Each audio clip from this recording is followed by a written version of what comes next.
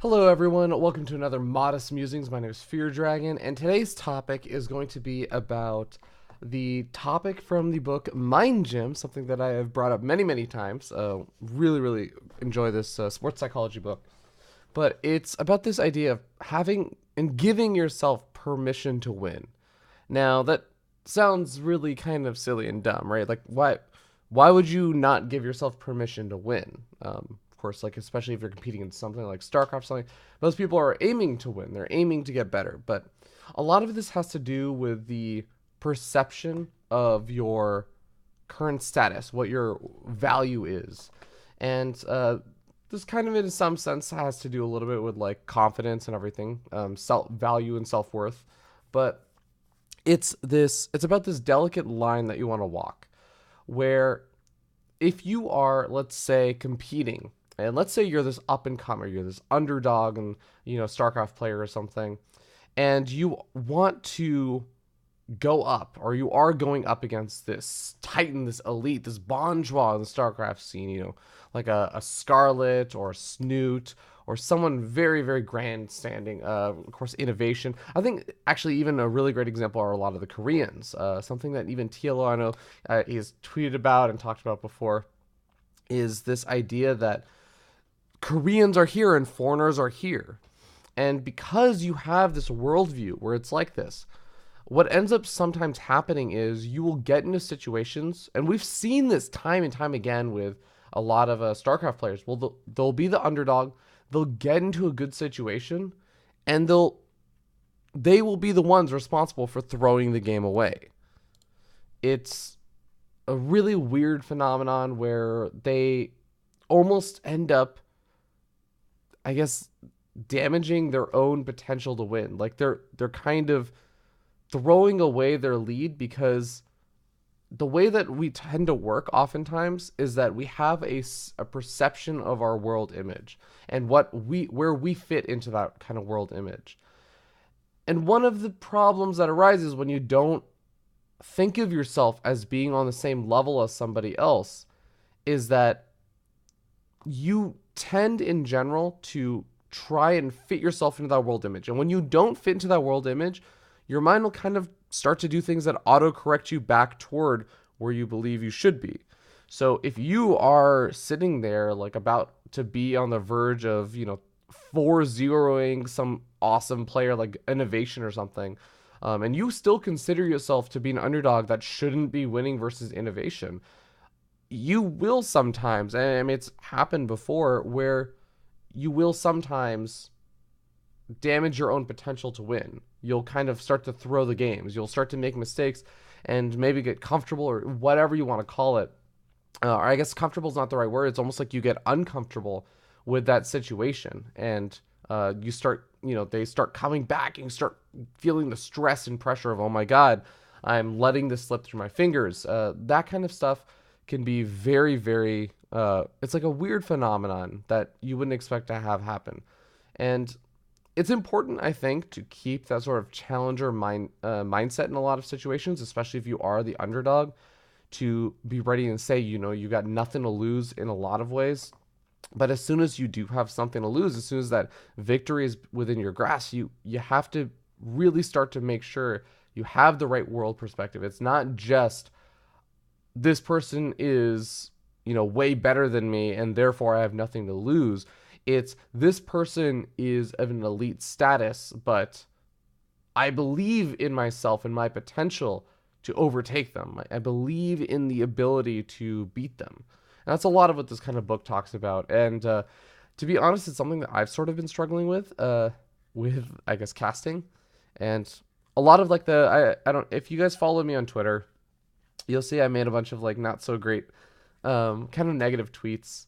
People have told me I probably shouldn't do that. Probably I'll try and avoid it in the future, but just talking about how I didn't feel like I did a great job at Valencia. But while I still stand by that, I think that something I'm still trying to overcome, for example, is the idea that I can compete, or sorry, not compete, but I can stay and stand with a lot of the other top premier commentators.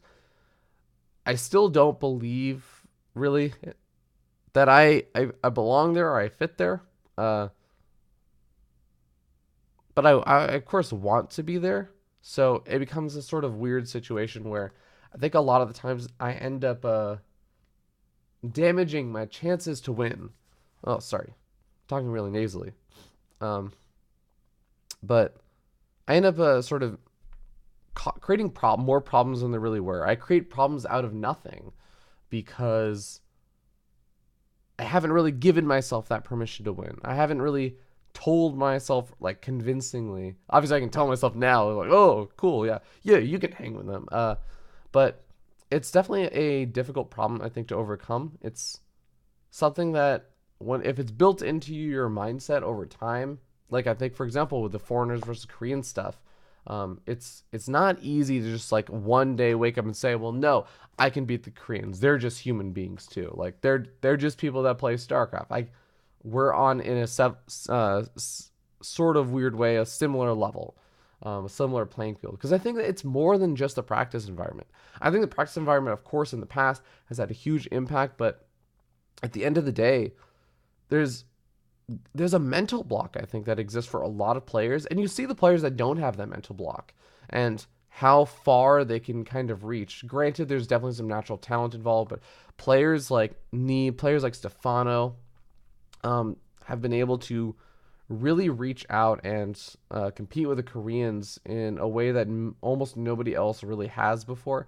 I think Scarlet has also hit that point before as well, but it's a very interesting concept to ponder on. And of course, in things like StarCraft as well, if you consider yourself even like in a lower league, if you're in Diamond League or something, facing off versus a GM player, yeah, if you just tell yourself, or even a Masters League player, let's say you're playing a promotion match, if for some reason you think of yourself as like, oh man, facing off versus Masters, I'm gonna lose. You're gonna find ways to throw that game. You're gonna make it harder on yourself than if you have confidence that you can beat them. It's kind of a delicate line that you want to walk. You don't want to have this overconfidence where you start saying, well, I should beat them. It's not should. You haven't earned that victory. You haven't earned that place yet. But you have to believe in the potential that you can. And not just like this 0.0001% chance that you can. It's about really believing that you have it within your power, within your capabilities to do it.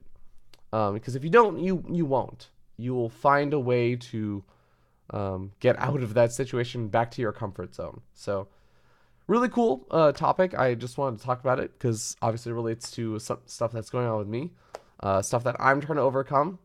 Hopefully you guys don't mind me talking about that kind of stuff. I've been a little bit whiny and or like depressing on Twitter lately. I'm gonna try and cut that out. I think it's sort of my issues. Is sort of the stuff that I just need to deal with. So, yeah. Hopefully you guys enjoyed that. Anyways, I'll be back with the regular Modest Musing scheduling next week. I apologize. Last week I uploaded it, but I set the schedule date wrong, so I'm just gonna end up redoing that episode. That's why I didn't really have an episode of Modest Musings last week. But yeah, we'll see you guys next week. NA Ladder Heroes monthly finals is gonna be on Sunday at 12 p.m. Pacific. This will be well after GSL versus the World happens. And of course, my good friend Cyan StarCraft. Cyan Esports. Oh man, he's gonna kill me. Cyan, who does a lot of interviews. He's interviewed me, he's interviewed Artosis, In Control, Zombie Grub, all kinds of awesome people. Smix. He is doing a giant marathon of all the interviews he's done on Twitch. Kind of a celebration of his 1-year anniversary. So I highly recommend you guys go check that out. I believe it's just at Science StarCraft? Cyan Esports? Oh my god. He always yells at me because he says it's not Cyan StarCraft or Cyan Esports. It's just Cyan. But all of his social media is like Cyan Esports or something. So yeah, Cyan Esports. So go check that out. Follow him on Twitch, and you'll get a notification when he goes live.